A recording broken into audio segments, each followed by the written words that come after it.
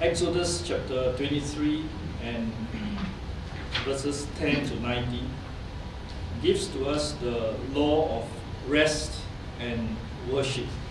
This is our consideration for today.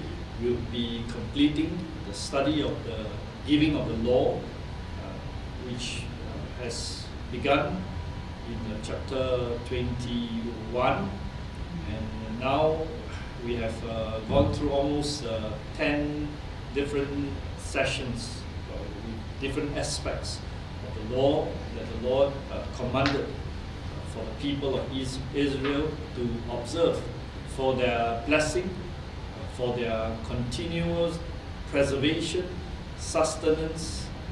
And in Exodus 23, 10 to 19, is given here special consideration of the land, in which the Lord declares that the land is to rest on the every seventh year. The Sabbath day was consideration, or was God's consideration for man himself. And here Spence said very well. He says that the Sabbath year was a mercy for the overworked soil, as well as extending to the poor, to extend to the poor an opportunity to gather gleanings and natural provision that God would endow himself for the seventh year. And other gleanings were thoughtfully left for the beasts of the field to eat. So here, what we are saying, what the Lord is giving to them, is that they are to work the land for 6 years. And then on the seventh year, they are to rest the land. So what does it mean for them to rest the land? Well, it means that they would have a year in which they would not be tilling the ground. And they would be trusting the Lord to provide for them on the sixth year, so that they would have enough for the seventh year. And then enough also for the eighth year, because they would take time again for the crops to be planted. This is the law that the Lord gave to Israel, that Israel is to observe. And if you were to look at the history of Israel, you'll find that they did not observe these laws. For more than up to 500 years, they did not observe these laws. And because they did not observe these laws, well, the Lord's they lose the blessing that the Lord would give to them, and the cursing was that they were deported out of the land for 70 years. For each time that they missed the Sabbath year rest, where they did not obey the Lord's instruction, well, they faced this judgment from the Lord. And so we want to talk about this, how that seventh year is also a time when they would not glean the field, and they would allow the crop to grow, or whatever to grow in the field, and then they would allow the poor to go and take the produce. And after the poor has taken the fruits that are left, they allow the animals to go and feed on it. So on that seventh year, you'll find that there will not be work. There was done to the land. And this act of mercy was introduced by the Lord at Mount Sinai. And what does it mean, the word Sabbath? The word Sabbath means to desist, or to cease, to stop, or to rest. Okay, that's the meaning of the word Sabbath. A seventh year in which they cease from tilling the land. The land would be left fallow. And you know that the Lord gave the Sabbath day in order that man may benefit. Man may benefit. 6 days we work, and on the 7th day the Lord provided for us a day of rest. And that day of rest that the Lord provided for us, it's wonderful, because that day of rest that the Lord provided for us allow us to refresh ourselves, take time to be spiritually orientated. That is what the Sabbath was made. Jesus says the Sabbath was made for men and not men for the Sabbath. And so the Pharisees at the time of Christ were taking a whole lot of issue with its observance, so much so that it became an encumbrance to the people rather than a spiritual benefit that they can derive by its observance.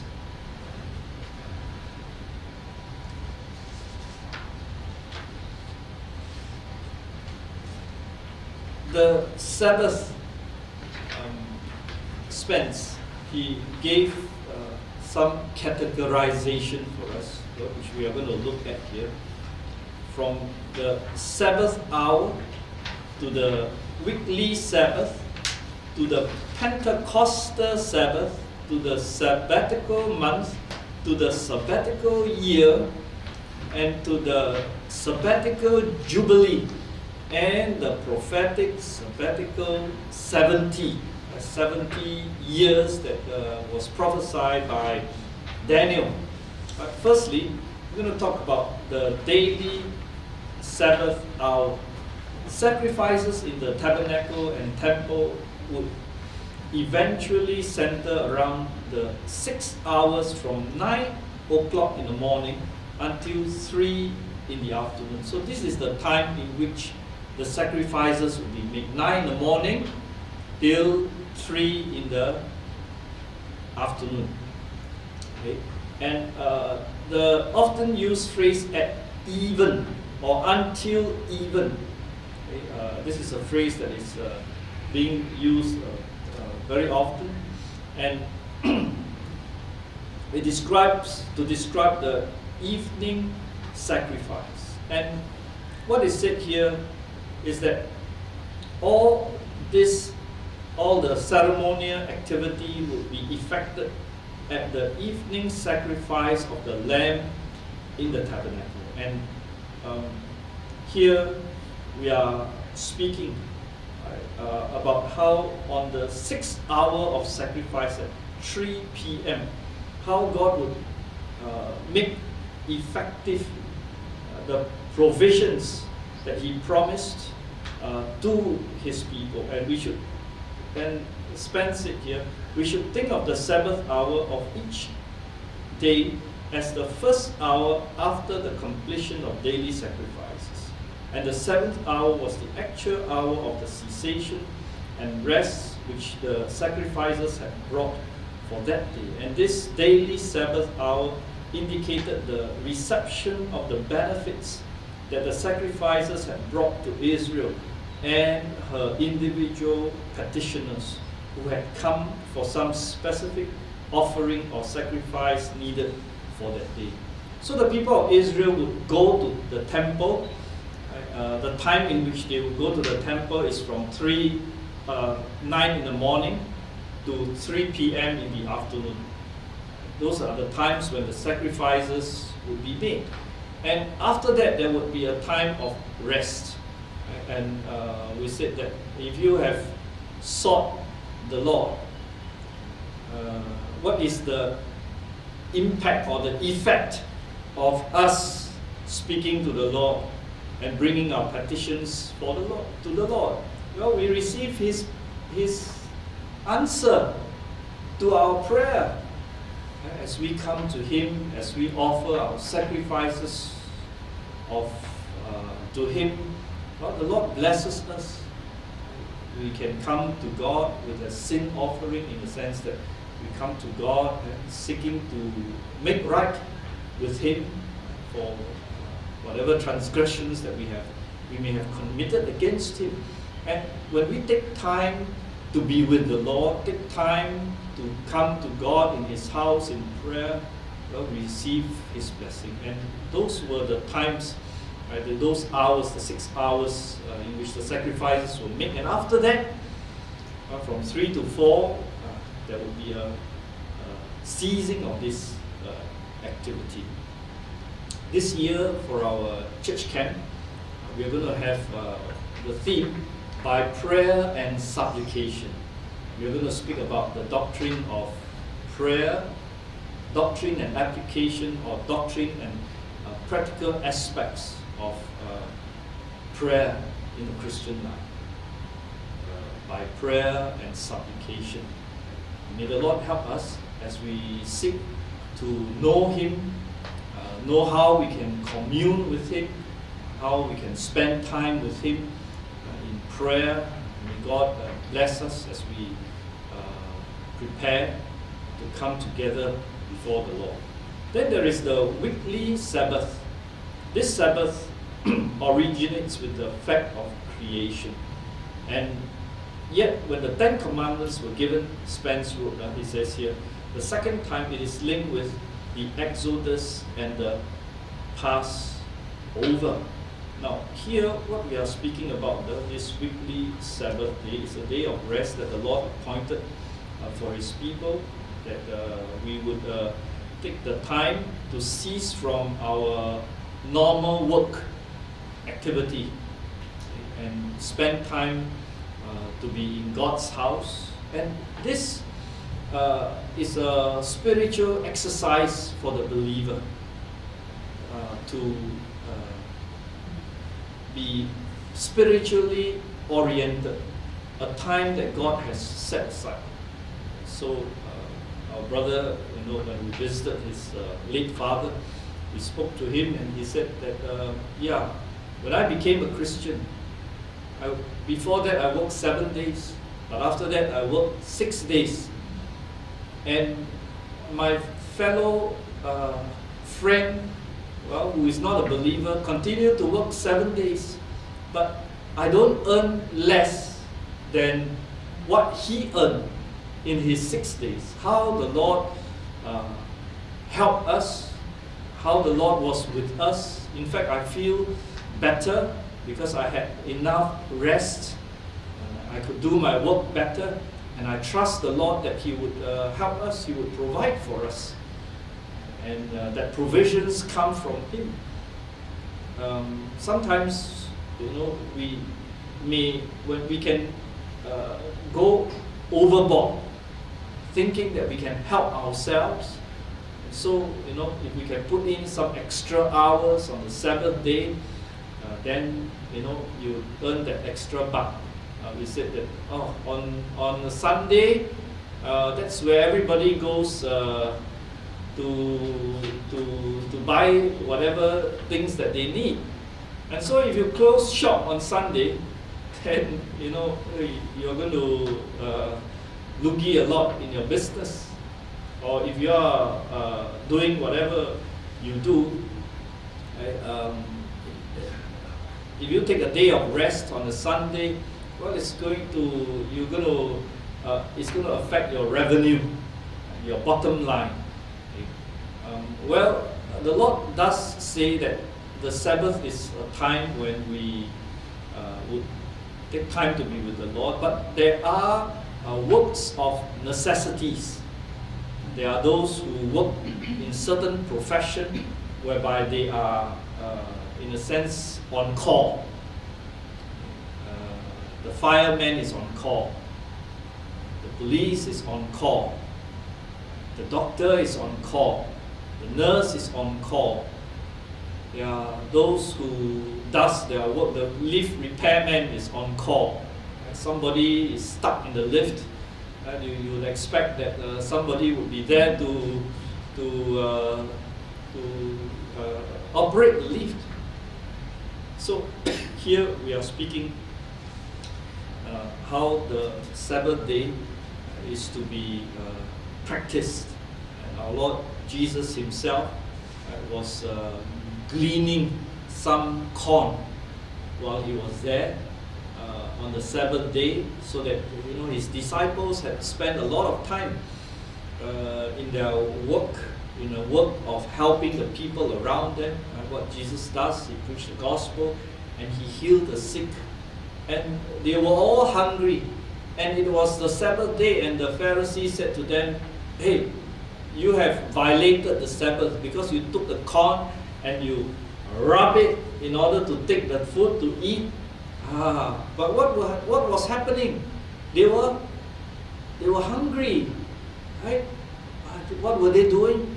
They were helping the people around, right? Preaching the gospel, healing the people around. Of course, their stomach were growling, and the scribes and Pharisees came to them and said, "Hey, you cannot eat, because that is equivalent, what you are doing when you are gleaning in the field for the corn, is equivalent to work. You cannot work on the Sabbath day." So Jesus says that the Sabbath is made for man and not man for the Sabbath. And so he gave the example of David, how he when he was hungry and was without food, he went into the tabernacle and took the showbread to eat, hallowed bread, holy bread. At that time, and the priest gave it to him. Jesus cited these examples. The weekly Sabbath, the Pentecostal Sabbath. This, Spence says, in reality is measured as 7 weekly Sabbath of time. Even the morrow after the 7th Sabbath shall ye number 50 days. Right? The word Pentecost means 50. And Spence, he observed it well. He says, this relates back to the 3rd day of the sanctification of Israel before Sinai, and 50 days after the exodus of Israel from Egypt. If you look at the New Testament, the day of Pentecost, you remember the day of Pentecost?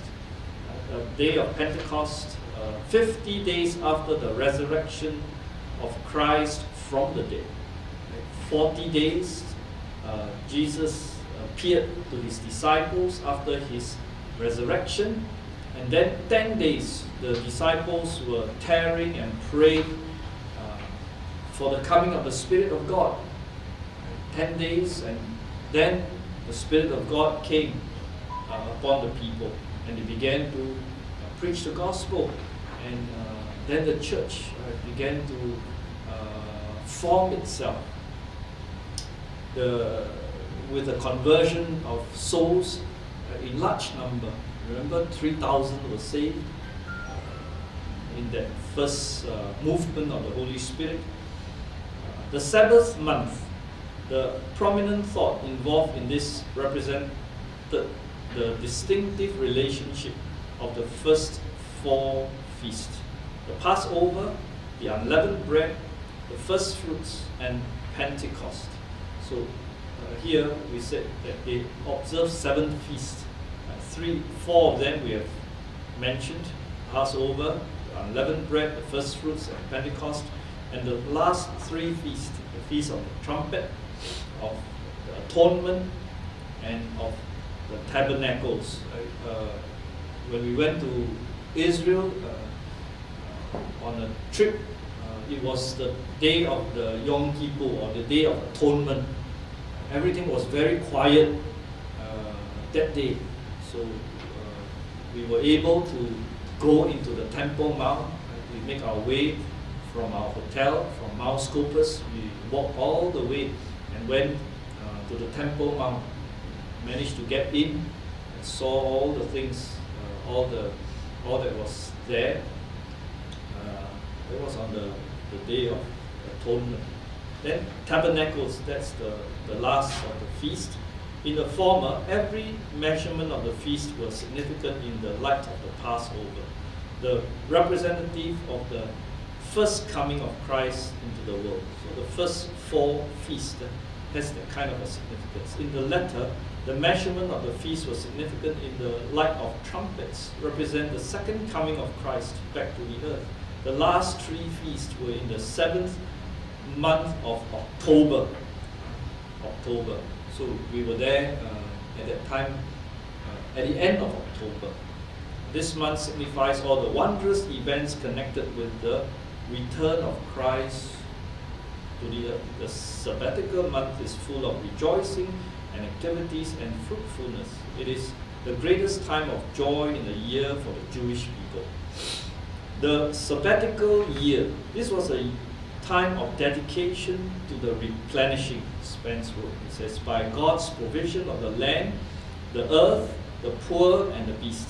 It reminds us of the covenant that God made with Noah and gave the token of the rainbow to assure the world of his continual care in sustaining all things necessary for man's physical survival. God would bring such an increase in the 6th year that it would at last in abundance through the 7th year and on into the plantings and reapings of the 8th year. It was this very blessing and privilege that Israel violated, we were mentioning earlier, and determined Judah's 70 years spent in Babylonian captivity. For 490 years, that had been neglected. All this Sabbath year, 70 times 7. And they were to spend a year in the Babylonian captivity for every sabbatical year that they had neglected. So God gave these laws. God gave them the land. And God gave them the increase. And this was for their benefit. But they did not consider these things. They did not consider the poor. They did not consider the beast. Remember, the laws were given humane laws, and they were pertaining to people. They were also pertaining to animals. Okay, so these laws were given so as to gender peace in the land and benefit for God's people. But when they spurned it, Jeremiah 29:10 says, for thus saith the Lord, that after 70 years be accomplished, I will visit you and perform my good word toward you in causing you to return to this place. What happened? 2 Chronicles 36:21 says, to fulfill the word of the Lord by the by the mouth of Jeremiah, until the land had enjoyed her Sabbath. For as long as she lay desolate, she kept Sabbath, to fulfill 70. So all those years of Sabbath that they missed, 490 years, every 7th year they missed, the Lord added to them, and they were deported out of the land. Those 70 years, the land was desolate in the sense that there was no tilling. You see, when they till the land, what it means is that they would receive their produce. Right? So they did not regard. Right? They were so self-centered that they did not regard the commandment of the Lord towards the things, the people around them, toward their God. So because of this, they faced this judgment from the Lord. The sabbatical jubilee. This was the 5th year, 7th Sabbath of years. All servants and lands were restored to their original inheritance in the 50th year. 7 sabbatical years ushered in this glorious time of liberty. Everyone regained their rightful possessions.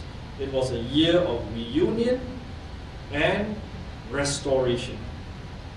The prophetical, sabbatical, 70. You remember God gave these words to Daniel concerning the 70 weeks. What is this 70 weeks? This is the other aspect which was mentioned here by Spence. It says the 70 weeks were determined against the Jewish people. Remember, Daniel was trying to seek a way out, or seek to know on the 69th year of their captivity what will be the future for his people Israel. So he prayed for 2 weeks. 2 weeks he was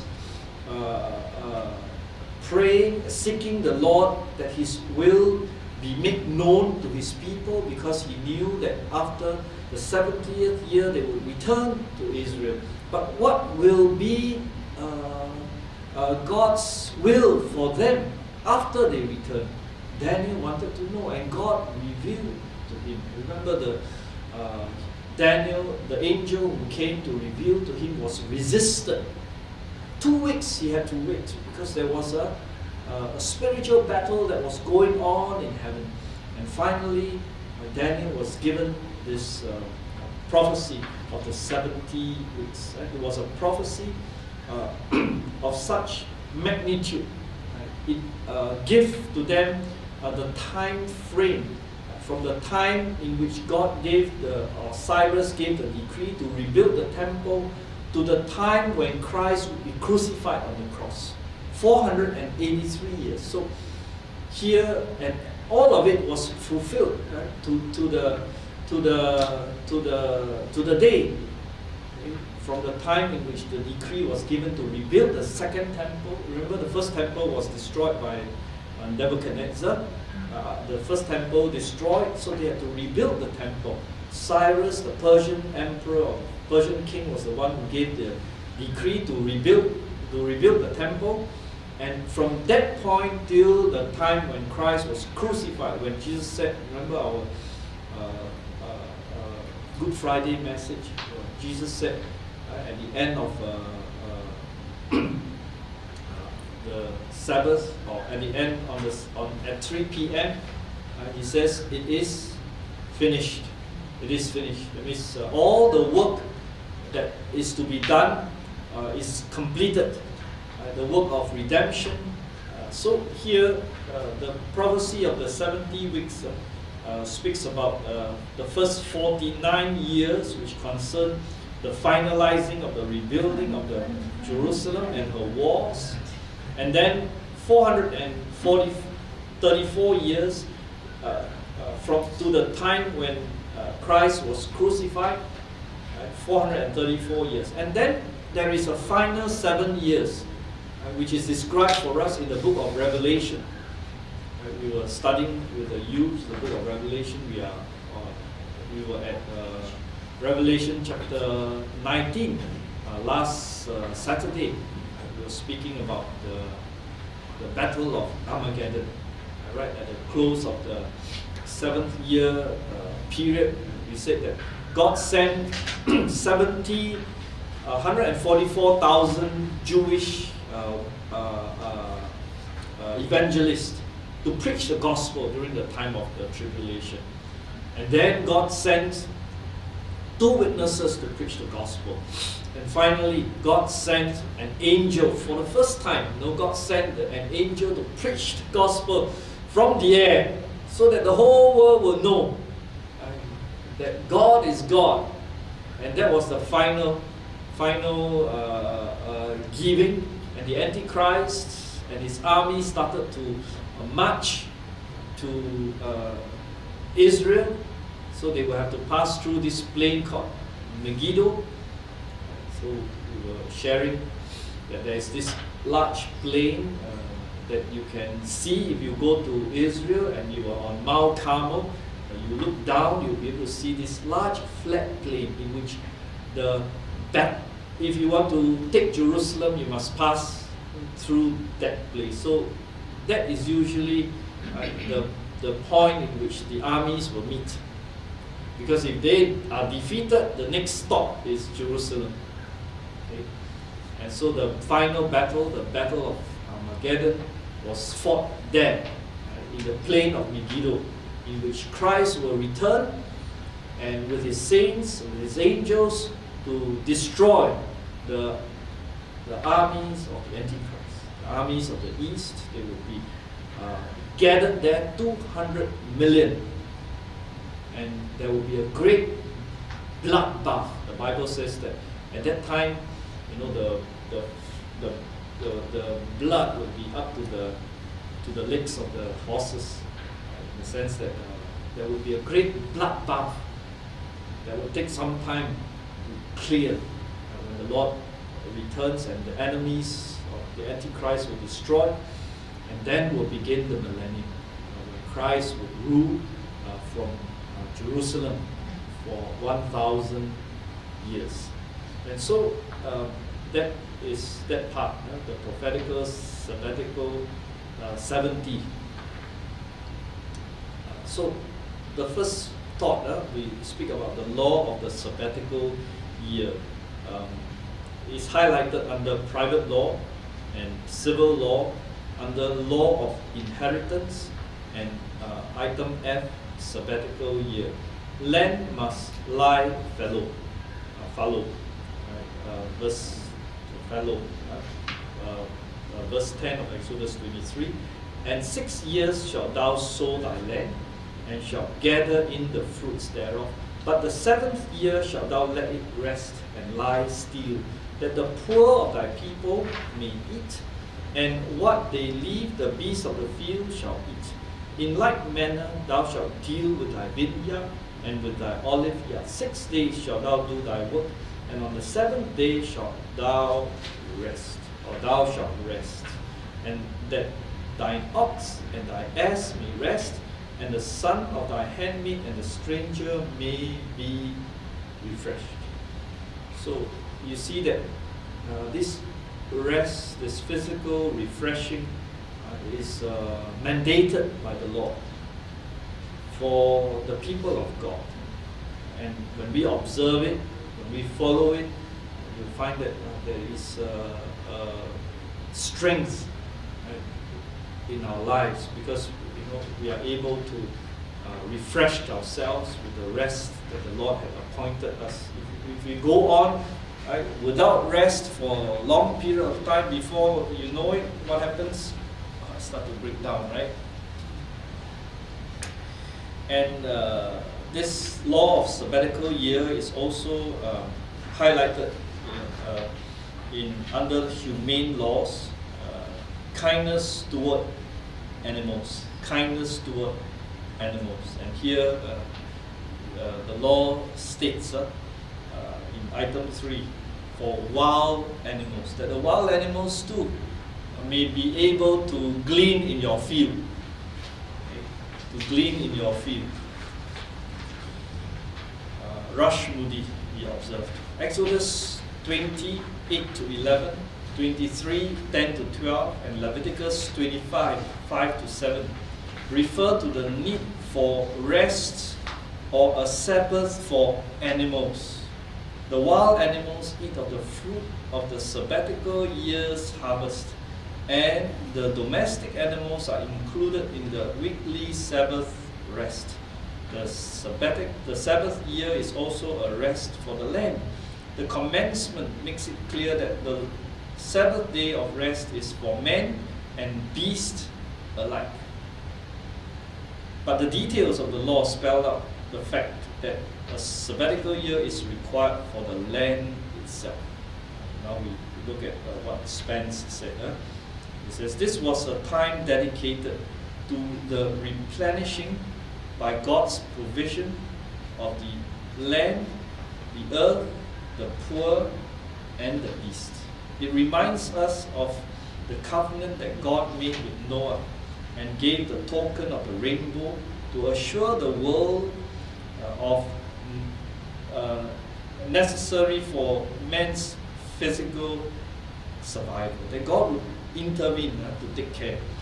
God would bring such an increase in the 6th year that it would last in abundance through the 7th year and on into the plantings and reapings of the 8th year. So the people of God need to learn to trust God. If you have to plant, if you have to stop planting, what does it mean? It means that you have to trust God to give you the increase. Right? It will cause you to exercise what? Faith. Right? You have to exercise faith in God, because you know that you cannot bring the double or triple increase. Only God can bring that double or triple increase. So when you trust the Lord, it means that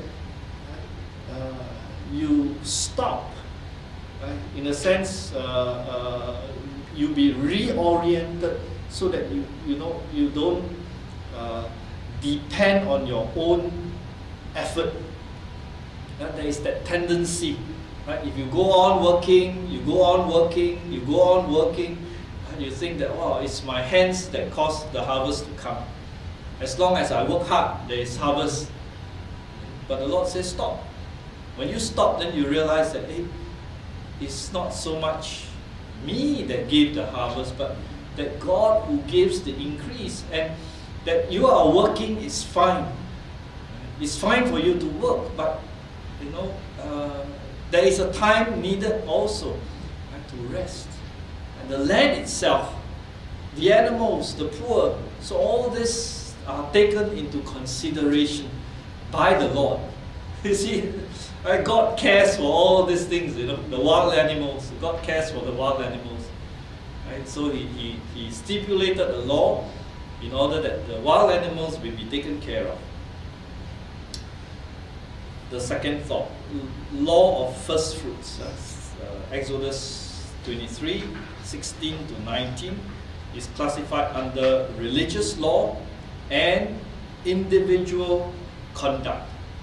Religious law and individual conduct.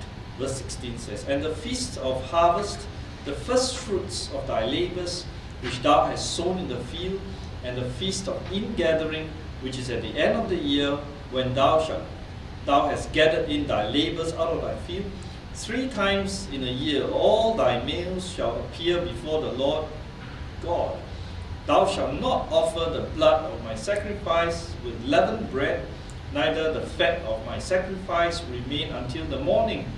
The first of the first fruits of thy land thou shalt bring into the house of the Lord. Thou shalt not seethe a kid in his mother's milk." Exodus 22, 29 to 30, we have mentioned before, concerning the law of the first fruits. "Thou shalt not delay to offer the first of thy ripe fruits of thy liquors, the firstborn of thy sons shalt thou give unto me. Likewise thou shalt do with thine oxen and with thy sheep. 7 days it shall be with his dam, which is the mother, and on the 8th thou shalt give it unto me." So here we are speaking about not forgetting that the fruits that we receive comes from God. So every time you receive something from the Lord, do not forget that it is from Him. And so the Lord says that we are to return a portion to the Lord. And that is a good practice, that we do not forget that all that we have received come from the Lord. He is the one who gave the increase. And so this is a law of the first fruits that the Lord gave for His people to follow. Deuteronomy 26 gives to us that the detail of this law of the first fruit. It says here in Deuteronomy 26 and verse 1, "It shall be that when thou art come in unto the land which the Lord thy God giveth thee for an inheritance, and possessest it, and dwellest therein, that thou shalt take of the first of all the fruit of the earth, which thou shalt bring of thy land, that the Lord thy God giveth thee, and shalt put in a basket, and shalt go into the place which the Lord thy God shall choose to place his name there. And thou shalt go unto the priest that shall be in those days, and say unto him, I profess this day unto the Lord thy God, that I am come unto the country which the Lord sware unto our fathers for to give us. And the priest shall take the basket of thy hand, and set before the altar of the Lord thy God. Why is he doing that? Why are they asked to bring the fruit, put in a basket and brought to the Lord? Why? So as not to forget what God is doing for them. God is the one who gave them the fruit. And thou shalt speak and say before the Lord thy God, a Syrian ready to perish was my father, and he went down into Egypt and sojourned there a few, and became there a nation great, mighty, and populous. So what is he supposed to do when he bring that basket? he's supposed to rehearse his history to the priest. That they were strangers. It was God who brought them into Egypt. And then they became a nation, great and mighty and populous. And the Egyptians evil and treated us and afflicted us and laid upon us hard bondage. And when we cried unto the Lord God of our fathers, the Lord heard our voice and looked down on our affliction and our labor and our oppression. And the Lord brought us forth out of Egypt with a mighty hand and with an outstretched arm and with great terribleness and with signs and with wonders, and hath brought us into this place. So what are they supposed to do? They are to be reminded. They are to remind themselves as they bring the fruit of the first fruit of the land to the Lord, that this is the place that the Lord hath given to us, even a land that floweth with milk and honey. So, there are those who said that when you see a full harvest, right? And you said that the entire branch is full of fruits. Amazing.